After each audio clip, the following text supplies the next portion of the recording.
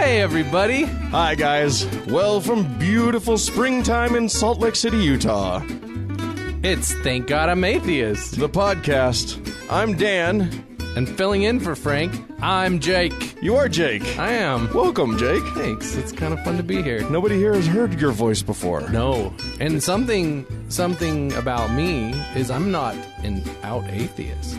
Oh, right. Technically. You're a partially closeted atheist. Yeah. So it's... Thank God you're just Jake and not Jake with a last name. Well, coming up on today's show, we're going to be talking about Mormons and the United Order. Yes. Which sounds like something that's coming to kill you. It does. It sounds like like one of the organizations of bad guys in Marvel Comics. It was declared on the top of the temple, and then they swept forth. Yeah, exactly. Throughout the land. The angel Moroni is the leader of their horrible band. He sounded the trumpet. Anyway, we're going to be talking about that. It's basically Mormon communism. Frank and I sort of teased this on another show. Was it last week? Last I don't week. know. And we're going to be giving you the skinny on it, which is a rare occurrence where the Thank God I'm Atheist show is actually doing a thing that it said it was going to do. That's one of those... and researching a thing a little bit. Yeah. We do some I'm research. kidding. What are you talking about? We spend minutes every week. Whole minutes. Working on this show. Yes. All right. Well, we better get to some stuff. Do you want to give us a story? Oh, sure. We'll let the guest go first. Okay. Well, many people know this particular person. For me, I am a huge fan of. Okay. Christopher Hitchens. Oh, sure. Yeah. Sure. There's different. There's people who like Sam Harris. Right. And other ones. They're different. But for me, it's Hitch. It's Hitch because maybe it's the voice. If I could do a good Christopher Hitchens, well, can you do a good Hitchens? It's the accent that really does it. That makes him sexy. So yes. Yeah. But he doesn't have that accent anymore. He's dead. Since he died. You lose your accent when you die. You do. You lose a lot of things. Anyway, how you didn't know. How is Hitchens making the news? What with him being dead and all? Well, it's not necessarily him, but his close friend of only 3 years who knew him, evangelical Christian. Oh. Larry Taunton. Oh, dear. Yes, he has a new book, The Faith of Christopher Hitchens, The Restless Soul of the World's Most Notorious Atheist. Oh, my gosh. Yes. And wait, the book is all about Hitch? Yeah. Oh, my God. And his faith. And it was... He apparently had a conversation with him in 2010 after he was shortly diagnosed with the esophageal, the throat cancer. Right. And he asked him why he did not believe in God. Right. And here's a quote from the book. His tone was marked by a sincerity that wasn't typical of the man. He was not. He was an insincere person. And I got that feeling. Just flippant remarks, and really just not. Just goofing off, mostly. A silly guy. Not on this subject, anyway. A lifetime of rebellion against God had brought him to a moment where he was staring into the depths of eternity, teetering on the edge of belief. That's the part of the book. Did he say anything to him? No. He just sounded like he was teetering. He just saw it. He just seemed like it. Wait, so basically what you're telling me is there's an entire book based on the idea that Hitchens maybe did have sounded like it he sounded a little bit like he might have been yeah, like he was like, hey, do you believe in God now? He's like, maybe. No, it was just in his eyes. I mean, it sounds to me like he could have just been like choking on his food. Took an extra big swig of that scotch. Right, exactly, and then had a hard time talking. You know who doesn't think that this is true? Who? His friend of 10 times that many years. Oh, okay. 30 years. Steve Wasserman, who called it petty and appalling. Yes. Which is my reaction. That's probably true, especially since I believe Hitchens had a quote where he basically said, if for whatever reason I have a deathbed conversion It's like he basically said, "Don't believe it." Yeah. He said, if anyone tells you that I haven't had a conversion on my deathbed, it's not true. Yeah, and he said that when he was alive. He did, and you know what year he said that? What? 2010, the same year that this guy supposedly had the conversation. So it wasn't long before this or after. No, this same year that he was supposedly teetering, he also was like, "Hey, make sure." It sounds like what happened is that when he had this conversation with this guy, he was like, "Oh, that fucker's gonna go write something about this me." was this right after that. That fucker's gonna go I need write another interview with someone else quick. Yeah, exactly. Let me just say this quote real quick. Like another Get it out interview there. with Oh my someone God, else that's quick. so funny. Well, don't pay for that book. No. That's what I'm going to. Do you want people to steal the book? No. No, just don't even read the No, book. just ignore that book. that seems and silly. encourage all of the people you know to ignore that. We're not going to boycott the book. We're going to do a mass ignore. Everybody Like that quickly ignore the shit out of that, because there's nothing there. I'm going to take us to Iowa, the fair state of Iowa. Have you heard of it? I've heard it's flat. That is true, from what White. I understand. They have more than just white people there. Do they? They have corn. Corn's not white. Well, some corn's white. Anyway. Corn ain't people, Dan. Corn ain't people. Don't tell that to an Iowan. I'll go to hell before I tell you. I admit corn ain't people. Corn's the best people I know. Corn saved this family. Anywho, some non-corn related Iowa news.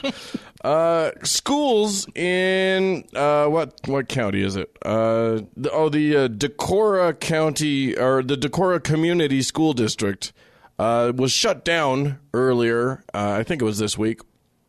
They locked down all the schools. Classes continued, but no one was allowed in or out. Okay. Including the school children, all due to one Mr. Dino. His name was Bruce, quote, Dino Divers. Guy with a nickname. Junior. Dino got himself into some hot water. Ooh. He was mad about sexy things that his daughter was being taught. What? Yeah, they were teaching her sex education. They were trying to educate her sex. Oh, no. And he was very upset about it. Enough that he wrote an email to the school district swearing revenge on Monday morning. Like, he wrote it on, like, Sex Friday. and revenge. Yeah, he was like, I will teach you bitches a lesson. He didn't actually say it that way. A bad pulp novel. But basically, he was rather careless in his wording, and enough so that it was a threat. And they shut down the entire fucking district. It turns out he is now facing 2 counts of second-degree harassment and 1 count of third-degree harassment. And all for nothing because, as the superintendent points out, at the beginning of every year, he said, quote, interestingly enough, we have paperwork available at the beginning of the school year for anyone who wishes to have their children exempted from any conversations that have to do with that type of subject matter. And so he just didn't sign his permission form. Yeah, he didn't. He didn't read the paperwork. Yeah, you got to read the paperwork. Don't tell my little girl about things that are true. Here's the thing. It's Iowa. I'm guessing it's like such basic shit, such harmless shit. But now his girl knows that boys have a penis, and girls have a hoodoo. I know that's why buy them the Barbie dolls with nothing for years, right? Just to have it all thrown out the window in an instant by a sideways sliced diagram on an overhead projector, right? That you can't even tell what it is. Yeah. By the way, how old are you that you just admitted that you you think they still use an overhead projector? They wheel down the cart and put yeah, exactly. They put the transparency on the projector and project that. Yeah, they don't do that. They don't do that anymore. I don't think so. They use they don't even have chalk. They use the whiteboards. Yeah, it's probably exactly. I don't know what they do. You're the one with kids. I know. I can't wait. But you've never been. You don't actually participate in their lives, so you wouldn't know necessarily what they. Just kidding. That's terrible. What's great about this, ladies and gentlemen, is that Jake's kids listen to this show. Yeah, they're going to be like, Dad, you didn't. That's true. Listen to Dan. Yeah, Dan would be a good dad. We want Dan to be our dad now. No, nobody would ever claim that they No. want me to be their dad. No, I don't know. I don't think so. I would be a terrible dad. I mean, I'd be fun, Yeah. but not a good dad. Yeah. Anyway, let's move on. What's your next thing? Well, I'm going to go about as different from Iowa. Okay. We're going to go across waters to London, to England. Fair Londinium. Yes, you've been. I haven't. I've been many a time. You're a well-heeled traveler. I am. I enjoy that fair city a lot, and the country as well. Well, there's been. I don't know if you know this. It's a united kingdom. Yeah. The kingdom has... Till the Scots finally get their way. Yeah, exactly. And then it will be a less united kingdom. Yes. But they're a little more united than maybe we thought in one particular group. Okay. The Muslims. Oh, the Muslims. Yeah. Yeah. Some people are a little worried about the Muslims. In England? Yeah. Or in England. Well, in England. all of the world? Yeah, pretty. Yeah? Maybe not Saudi Arabia. They're like only worried about half the Muslims. Right, yeah. At best, in a country, even when they love it, there's only half. They're like half those guys are bad Muslims. Right. Well, or, So yeah. best case scenario, 50%. So what do the Brits say? But they had a show. They had a TV program that ruffled some feathers called "What Do Muslims Think?" on the BBC 4. Oh, okay. I don't know if that's their Fox News. Like Yeah, I know. It's harder to tell no which frame of is which if reference. they're just numbers. yeah. But anyway, they did a poll of 1,000 Muslims. So Okay. pretty big a legit poll. poll, like not just the first 5 they found. walking Right, down the exactly. street. It was a scientifically We done. polled 11 Muslims who are all participating in ISIS, and they said bad They were things. very upset. Right. And it angered both sides, as anything does. Right. But what I found interesting was there was a lot of questions that were trying to get to the point of, as a Muslim, they asked them, do you feel loyal to Britain? Or what things, yes or no, do you agree or disagree? Western liberal society can never be compatible with Islam and things like that. And the agrees were only down in the 10 to 20%. Well, I mean, it's high, but it's less than I thought. Okay, so what you're saying is that like only 10 to 20% of people were like, I don't feel loyal to we Britain. can't ever coexist, kind of thing. I feel like it's so funny because what they're basically doing is saying, hey, you live in a society that largely rejects you. Do you feel loyal to it? Yeah, and they were still by they're and like, large like, we're trying to make it work. Yeah, we'll sort it out. It'll be okay. This will happen. But That's yeah. funny. One of the ones that was on the other side was about 30% were like, they would ask him, are you at all surprised about the Paris attacks? Or Like Charlie Hebdo. or Charlie Hebdo. Or yeah, okay. Both ones, both Yeah. of the two. And that got a little bit higher, 27, 38% range, where it was Where like, they weren't surprised? They weren't too surprised. Which, Well, I mean, maybe all Is of us anyone are surprised? Yeah, it's like, yeah, if you ask not Muslim Yeah. people, they'll be like, no. it might have been higher. Yeah, exactly. That would be the thing. Also, the Alabama study of what do you think of Muslims? Right, yeah. Yeah, that might be a little different. Yeah, that's interesting. Well, there you go. Yeah. Muslims. Did they ask them if they approved of the attacks? They were, and then it goes back down to low. There was some like, is violence ever justified in this type of thing? And it was down like 11% agree, Okay. and the rest didn't. And All I'm right. like, yeah, Still, I mean, it is. I think we can all agree that we need to hope that they were keeping track of those 11%. Yeah, that's true. Turn those Thank guys you for into filling out the survey. Just right. put your name and address. We're just and- going to turn this over to MI6 now, or MI5, or whichever MI is in charge of monitoring the bad Muslims. And thank you for your participation. Yeah. You know, it's funny because I don't trust American Christians at all. Like, a lot of them believe that probably you could get 11% of them to agree that religious-themed violence is sometimes justified. You're right. So I don't. Yeah, I was gonna say I don't find it any more alarming, but yeah, I find it all very alarming. Yeah, it's like, Don't do the violence. Yeah. That's the wrong thing. that there's more than none. Yeah. It's probably Exactly. We have a little work to there do. should be one guy in where in some small town who thinks, yeah, violence, and then the rest of everybody should be like, no, dude, no. Yeah. That's not right. But that's not how that works. Anyway, you got violent folks. I'm gonna do a poll also. There was a poll that was done that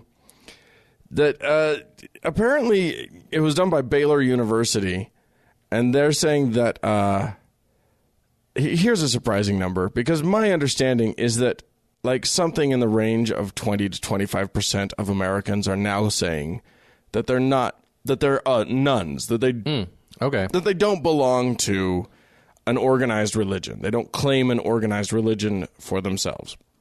That doesn't mean they're atheists. I mean, atheists are less than 10%. It's like 7 or something like that. But it does mean that they're, not affiliated. And, the wheels are turning. Yeah, yeah. And agnostics, account for another percentage and stuff. So I found it surprising to learn that 87.4% of people in this country have prayed for the healing of others. That number seems to be out of whack with that. Some of you non-religious people are praying. Yeah, exactly. Cut it out. Knock it off. They're skewing the number. You're fucking everything up. This is why people think Christopher Hitchens was converting. They really were, though. Yeah, exactly. Well, so I mean, now mind you, I have done that in my lifetime, but it was like when I was a religious person. So counting that. So if they're counting that, then are they counting like fake ones where you're like, we'll pray for you, like that they're they're exactly. religious. And you're like, exactly. I've written the words "I'm praying for you" on Facebook. So does that count? Does that count? If I say, yeah, me too. My thoughts. They're like, yeah, we're gonna pray for you. Yeah. 1 like equals 1 prayer. Shit, I liked it. Oh, god damn it. Okay, well, I guess I technically have prayed now. Only 78. So that's 87.4% for praying for healing for others. Okay. Only 78.8% of people admit to having prayed for healing for themselves. So that's interesting. We're benevolent prayers. It's an altruistic bunch of bullshit. Although maybe you're praying for is it counting the prayers when she's late? Like those are praying for the healing of the healing of her womb from that baby. Yeah, I'm praying for that's praying for someone else. Right? Yeah, exactly. Please God, not a pink all right. plus. I know that I've never believed in you before, God, but if you can just make her not pregnant right now, anything. I can't afford an abortion, and she might not have one. I definitely can't afford paternity lawsuits. Anyway, 54.1% have asked for prayers for their health. That doesn't surprise me. That seems in line. Covering your bases. And 26.1% have given a laying on of hands for healing. All of the Mormons, all of the male Mormons can say that they've done that. Yeah, because Mormons, that's a thing that's worked into the thing. Right, extra virgin olive oil, Dan. EVOO. Yeah. Dump that shit on somebody's head. But it has to be prayed over. It has to be consecrated oil. Right. And that was very special. Oh, don't touch Dad's little tiny vial of consecrated oil. Burn a hole in your hand. Yeah, exactly. Exactly. If only I'd known, I could have masturbated with that shit. That would have been this is a holy... Frank's not here to rein you in. Yeah, I know. Get ready, everyone. Yeah, and what I love is that you're doing it. You're right now by calling forth the specter of Frank. You're reining me in. You're trying to picture his disapproving glance. Yeah, exactly. His gaze upon the. Yeah, well, yeah. Normally, you would be much worse, but your kids might be listening. So there you go. All right, what do you got? What's next? All right. Well, speaking of kids.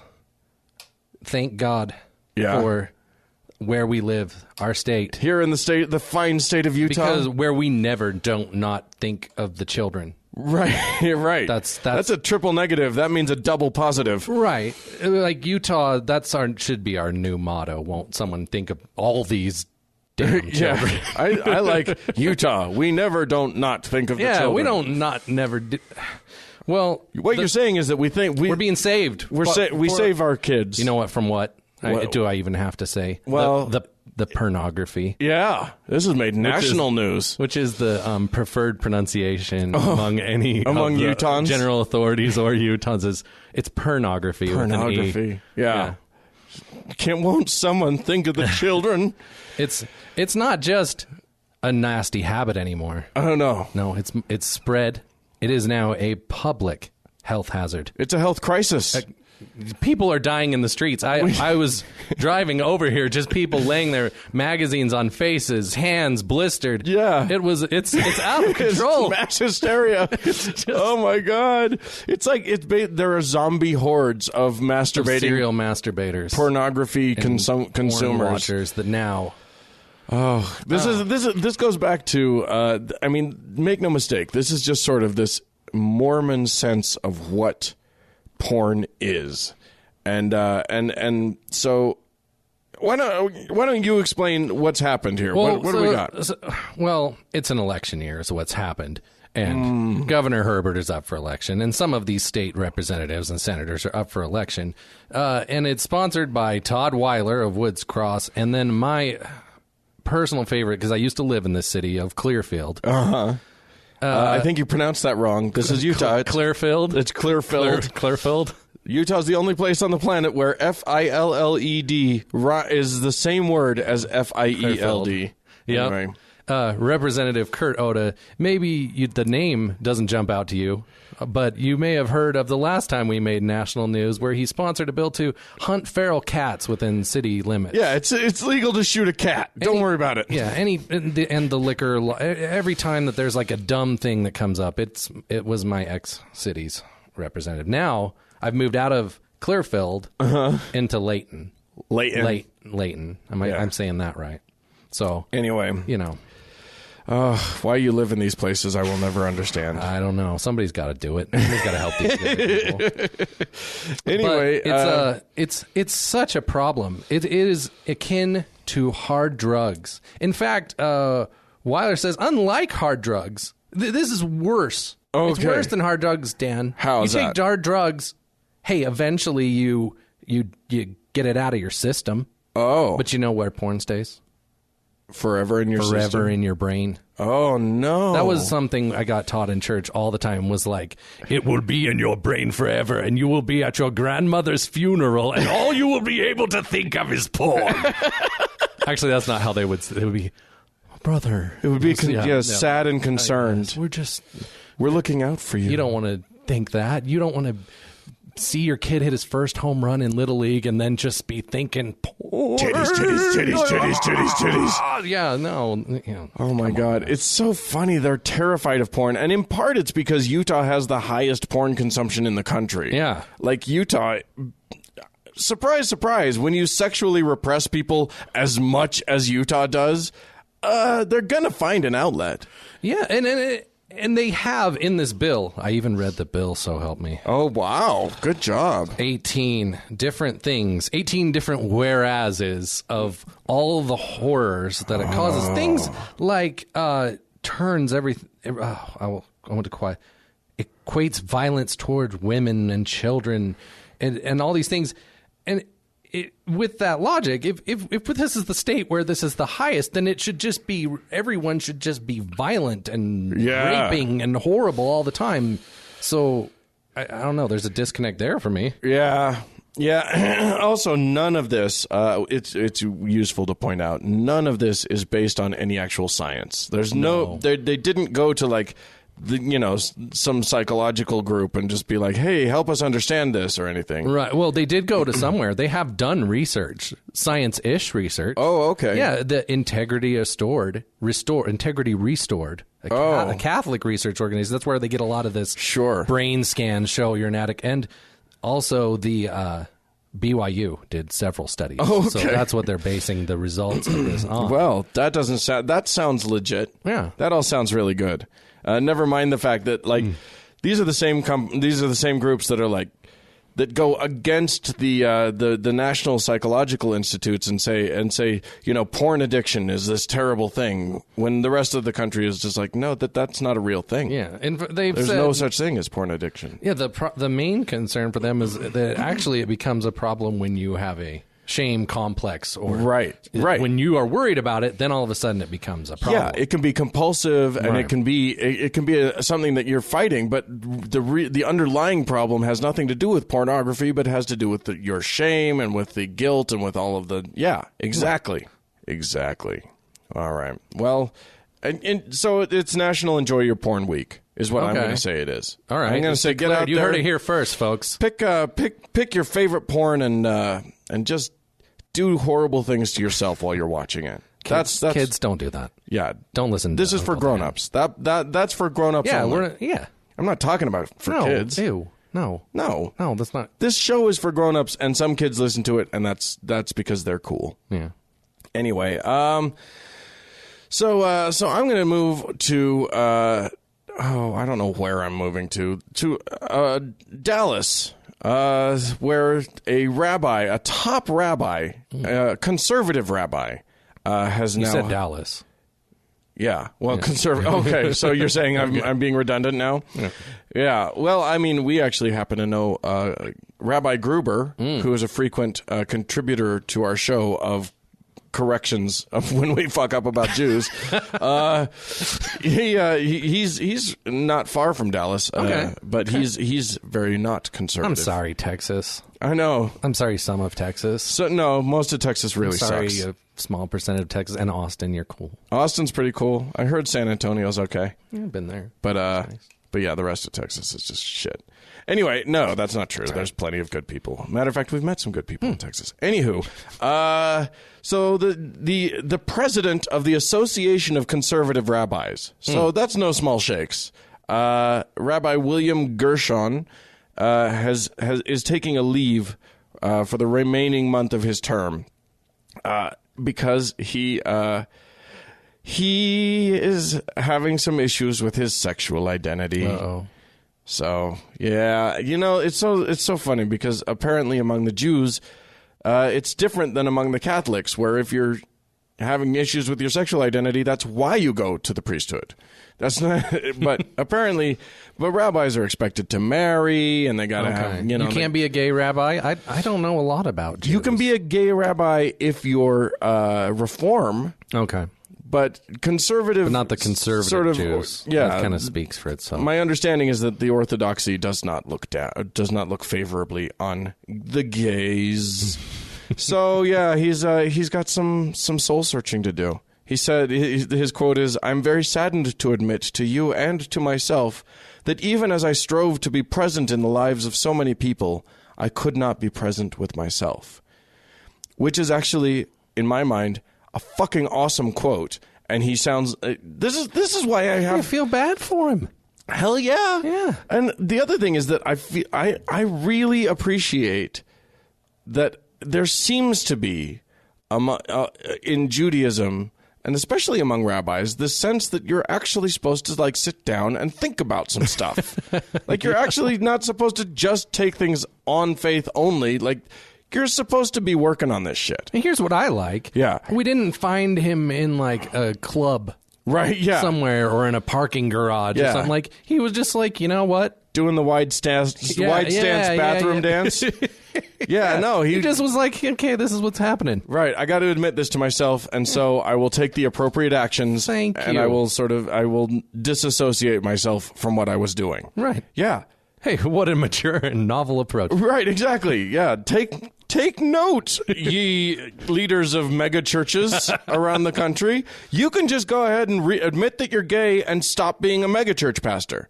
That's the right choice. So much money. So much money. That's the problem. Yeah. Well, if you, ladies and gentlemen, are having trouble with your sexual identity and want to tell us about it, or you want to tell us anything else, please feel free, or Rabbi Groover, if we fucked something up again and you need to correct us, please feel free to write in. That's podcast@thankgodimatheist.com. You can call in. Our voicemail number is 424-666-TGIA. That's 424-666-8442. Go to the Facebook page, facebook.com/TGI Atheist. And also you can be a member of the TGIA Members Only Lounge, which is tucked away somewhere in the Facebook world also. And use your secret handshake. Yeah, you got to know the secret handshake. You got to do the sure sign of the nail, and then we will let you in. Yeah, okay. We're going to listen to one Mr. Brian Fisher, who's going to tell us all about He's commenting on the fact that we're going to get a new $20 bill, and it's going to have Miss Harriet Tubman, the sort of the hero of the Underground Railroad, the slave trafficking freeing Harriet Tubman. He thinks it's interesting that she's considered a hero, and he's going to tell us why. You know what's interesting about Harriet Tubman? A couple of things about her that are interesting to me. She carried a small pistol with her on rescue missions. When she was leading, she led about 300 slaves to freedom, breaking the law all the while she was doing it. She was breaking the law all the while she was doing it, and she is a hero because she obeyed a higher law.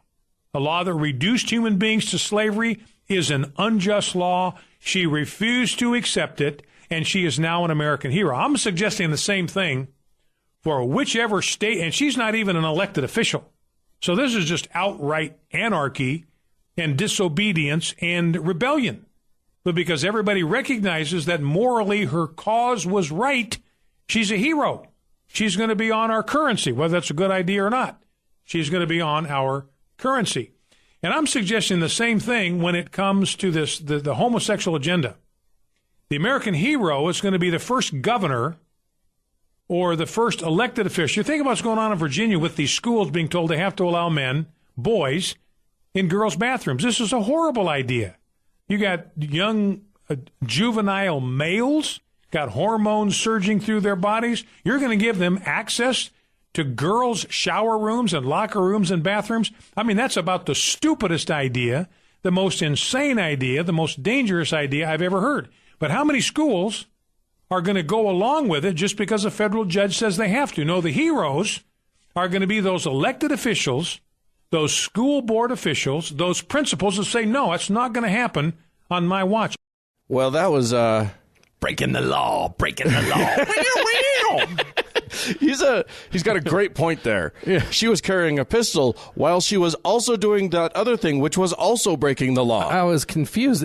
Isn't carrying a pistol like the greatest thing you can do as an American Christian? Right, yeah, exactly. Like, but also, it was probably because it was small. I like that he's focused on the fact that the pistol might have been against the law when she was smuggling she was stealing slaves away from people and smuggling them.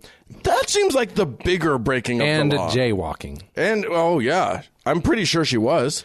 Well, I think he also brings a good point that we may someday, we're going to look back on the past and remember the Porcelain Railroad. Yes. As Kim Davis led the straight children through into the bathrooms, the secret bathrooms where only the straight kids could go. Right. Smuggled them in, checking their genitals one by one as they were shuffled into the correct bathrooms. What a hero. Yeah, next 20. What heroes they all are.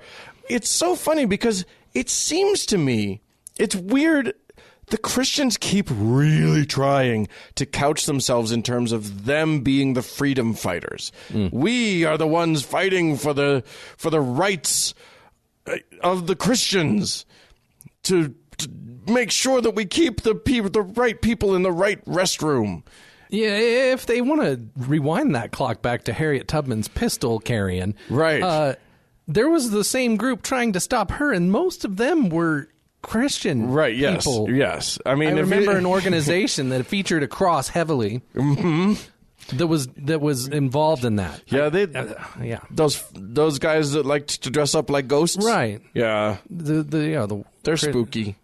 Yeah, that was involved with that. Yeah.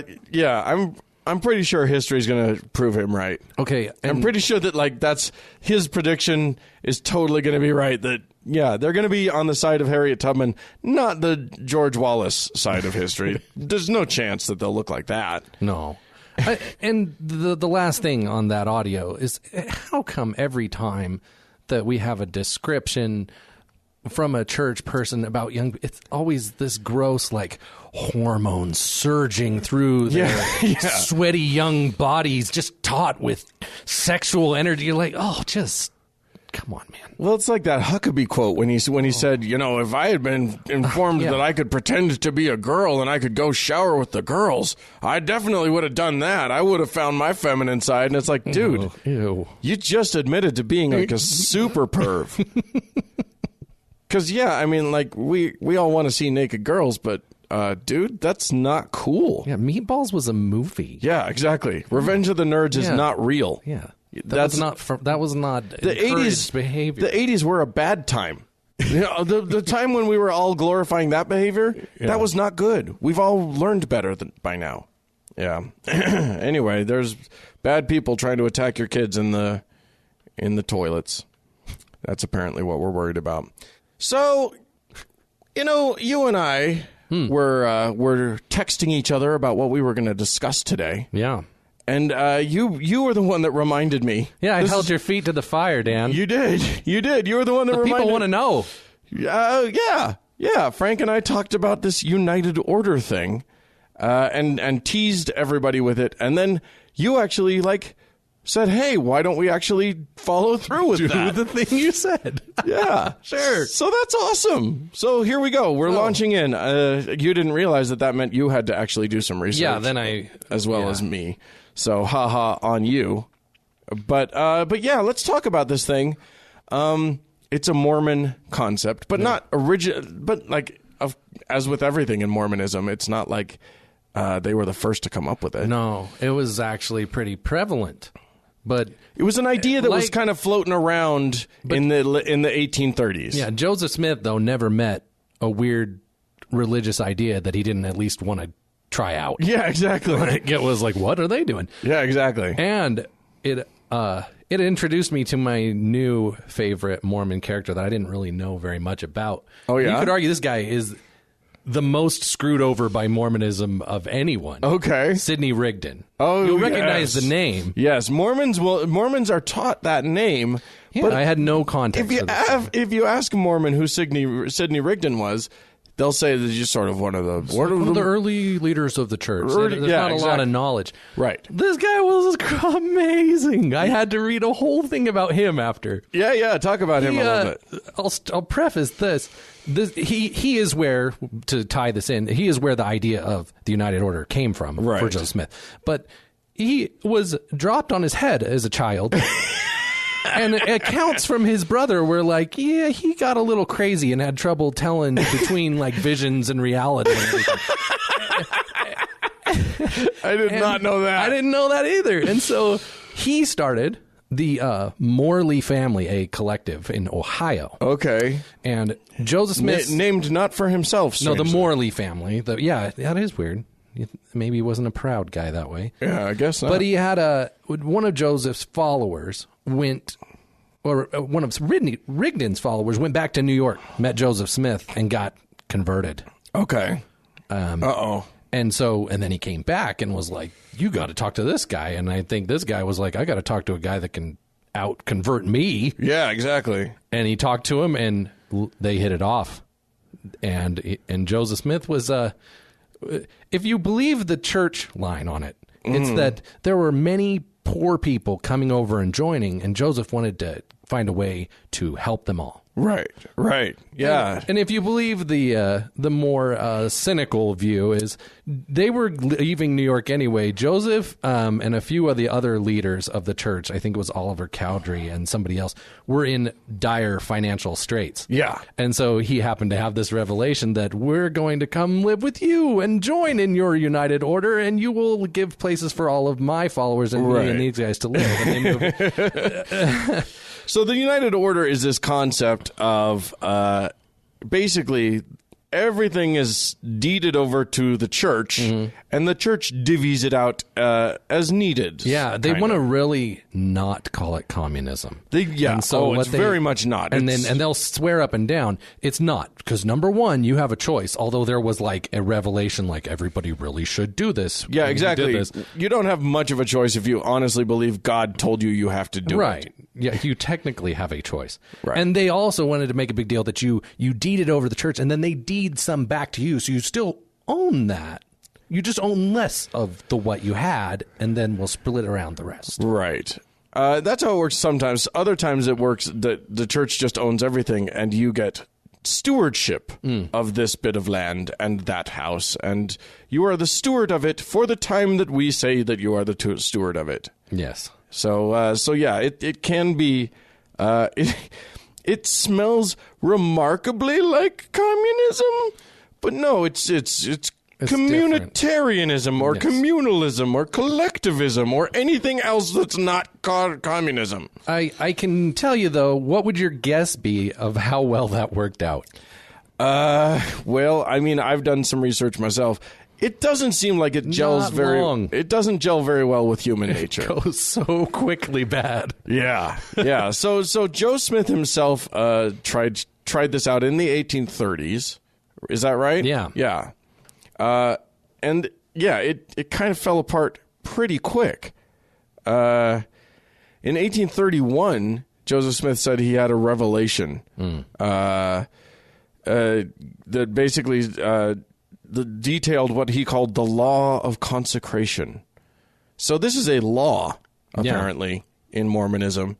And the consecration means you consecrate all your shit to us, and then we will give some of it. We'll let you use what we determine you need.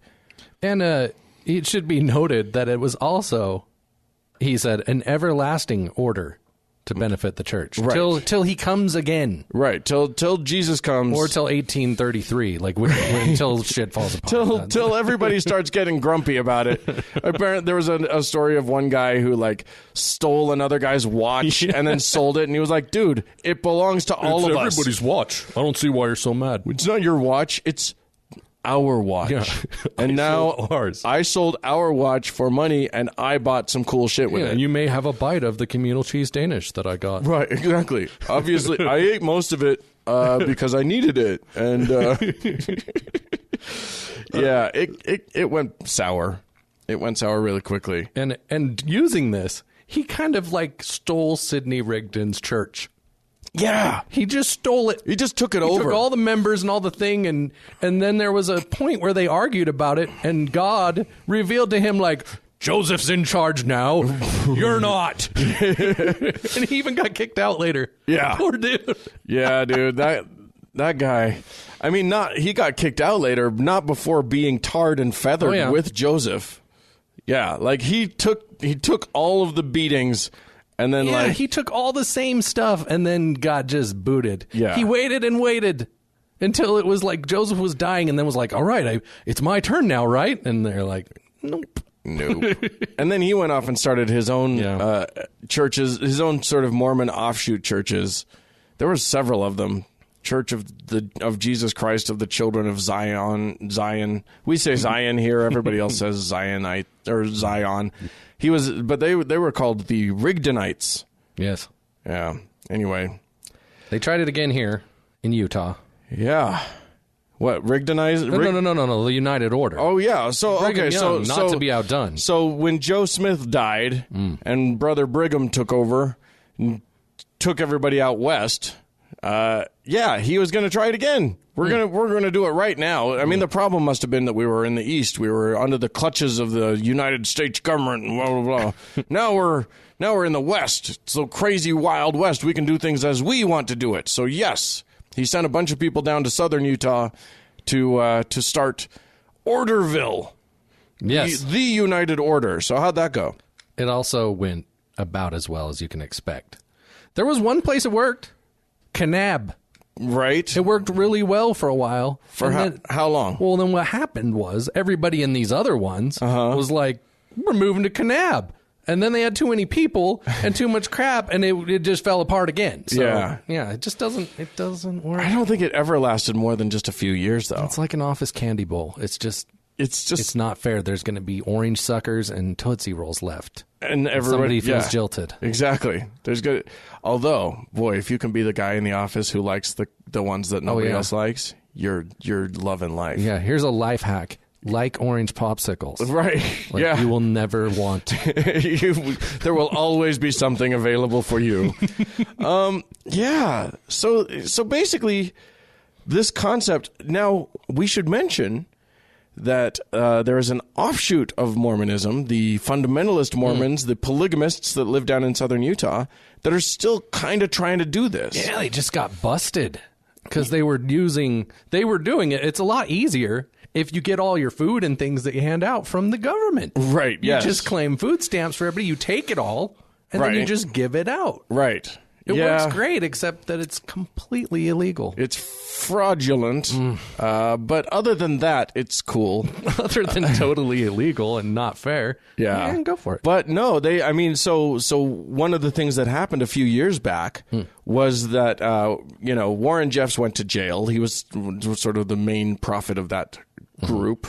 He was in Texas, but there's still a large group in southern Utah and northern Arizona, and basically so their church, the organization, owned all of the property in the towns of Colorado City, Utah, Hilldale, Utah, and Colorado City, Arizona, which they just call Small Creek or Little Creek or something. Creek, by the way, is creek in Utah. So the church owned everything and basically, would divvy out houses to people. Very large houses because their families are like 6 wives and 33 children or whatever. So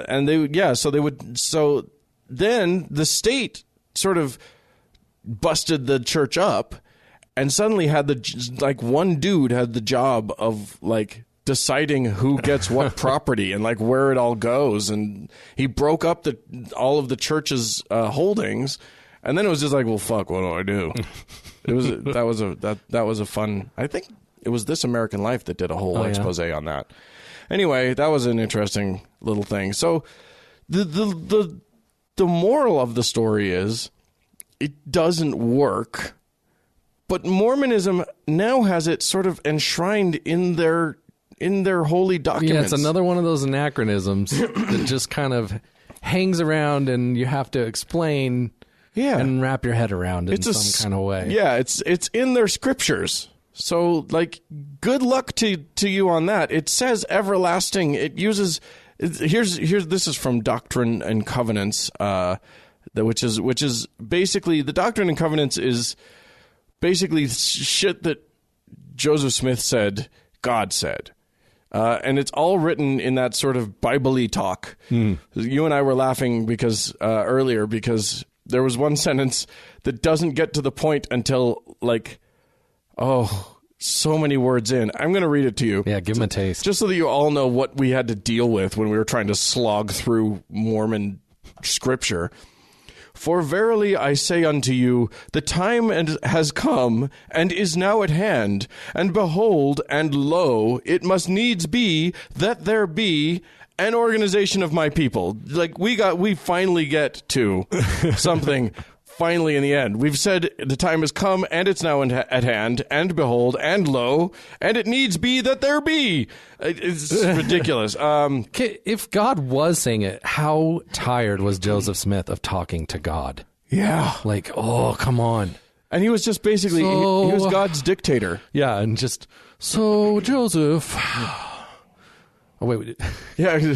I'm going to need you to do a thing that definitely needs to be done. Here's the new rule, Joseph. Basically what you need to do, and this is the time, and the time is right now, and you should and it's come, so you need to do it, and what you need to do, the thing that you should do is, you need to organize the people. Regulating and establishing the affairs of the storehouse for the poor of my people, both in this place and in the land of Zion. Okay. Yeah, it's literally such bullshit. But they've got workarounds now. Yeah. They, of course, reinterpret these scriptures to the point where in the modern day, the law of consecration, a more recent president of the church or apostle of the church, one Mr. Bruce R. McConkie, stated that the law of consecration is that we consecrate our time, our talents, and our money and property to the cause of the church. Such are to be available to the extent that they are needed to further the Lord's interests on earth.